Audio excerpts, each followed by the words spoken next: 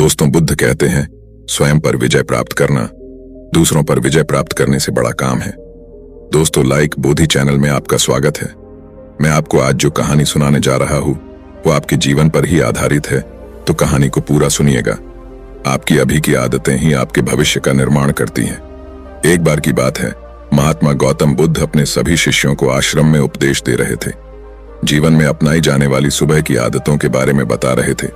वह उनको बता रहे थे कि इस प्रकार की आदत अपनाकर हम अपने हर दिन को और अपने पूरे जीवन को बेहतर बना सकते हैं। फिर महात्मा बुद्ध अपने शिष्यों से कहते हैं कि हमें जल्दी यानी सूर्य की किरणों के साथ ही उठ जाना चाहिए। जब सूर्य की किरणें निकलती हैं तो पूरी प्रकृति को ऊर्जा प्रदान करती हैं और हमें भी ऊर्जा का आनंद उठाना चाहिए। जो व्यक्ति देर से उठता है और सूर्य की ऊर्जा को ग्रहण नहीं कर सकता और पूरे दिन नीरस रहता है, उसका पूरा दिन अलस से भरा रहता है। फिर महात्मा गौतम बुद्ध पहली आदत बताते हुए शिष्यों से कहते हैं, चाहे हमारा कल कैसा भी हो, कैसा भी बीता हो, लेकिन हमें आज की शुरुआत सकारात्मक बातों के साथ ही करनी चाहिए। हमें सुबह उठते ही सबसे पहले सभी को आभार प्रकट करना चाहिए। हमें उन लोगों का धन्यवाद करना चाहिए जिन लोगों ने हमारे बुरे समय में मदद की है। हमें उस परमपिता परमेश्वर को धन्यवाद देना चाहिए जिन्होंने हमें यह स्वस्थ शरीर प्रदान किया है। हमारे अंदर किसी भी प्रकार की कोई कमी नहीं है। हम स्वयं चल सकते हैं, बोल सकते हैं, सुन सकते हैं, इस प्रकृति की सुंदरता को देख सकते हैं, चिड़िया के चहचहाना आवाज को सुन सकते हैं, नदियों के बहने की आवाजों को सुन सकते हैं, क्योंकि बहुत से लोगों ने तो यह देखा भी नहीं होगा क्योंकि उनके आंख नहीं है। कुछ लोगों ने इसे सुना भी नहीं होगा क्योंकि उनके कान नहीं है। बहुत से लोग तो चल भी नहीं पाते हैं क्योंकि उनके पैर नहीं है। हमें परमात्मा का आभार प्रकट करना चाहिए कि उन्होंने हमें इस काबिल बनाया है कि हम अपना काम स्वयं कर सकते हैं।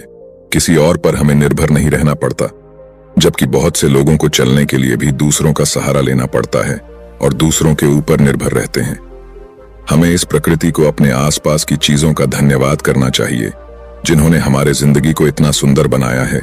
यह रंग बिरंगे फूल जो हमें खुशबू प्रदान करते हैं, वह नदी जो हमें पीने का पानी उपलब्ध कराती है, यह पेड़ पौधे, यह शुद्ध हवा या फल हमें इस प्रकृति से प्राप्त होते हैं।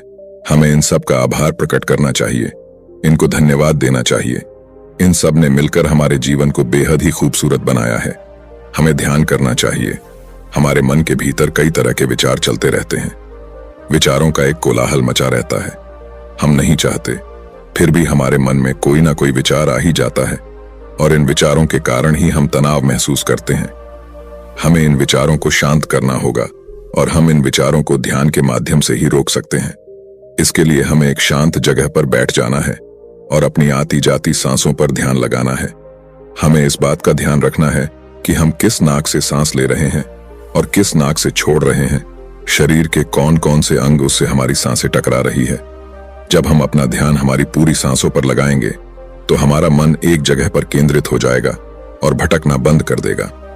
और जब हमारा मन एक जगह पर केंद्रित हो जाता है तो हमारे मन को एक नई ऊर्जा प्रदान होती है और वही ऊर्जा हमारे दिन को उत्साह से भर देती है और खुशी प्रदान करती है। ध्यान करने से हमारा दिमाग स्वस्थ हो जाता है, हमारे मन के सारे विचार खत्म हो जाते हैं और दिल में हम जब भी कोई कार्य करने वाले होते हैं तो उसके लिए हमें निर्णय लेने में भी बड़ी आसानी होती है और हम सही और स्पष्ट फैसले ले पाते हैं और अपने काम को पूरे लगन वामन के साथ पूरा कर पाते हैं। हमारा पूरा दिन तनाव मुक्त रहता है। हमें रोज व्यायाम करना चाहिए। इसके बाद महात्मा गौतम बुद्ध अपने सभी शिष्यों को तीसरी आदत बताते हैं कि आभार प्रकट करने के बाद और ध्यान करने के बाद तुम्हें व्यायाम करना चाहिए। हमारे शरीर के लिए जितना जरूरी भोजन और पानी है, उतना ही जरूरी व्यायाम भी है।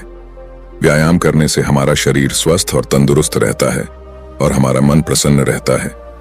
व्यायाम करने से हमारे शरीर के सभी अंग सुचारू रूप से कार्य करते हैं, हमें ऊर्जा प्रदान करते हैं, कार्य को करने की शक्ति प्रदान करते हैं, जिससे हम अपने कार्य को आसानी से पूरा कर पाते हैं और हमें थकान का अनुभव भी नहीं होता है, जिससे हम बिना थके पूरे कार्य को जल्द से जल्द पूरी कर पाते हैं।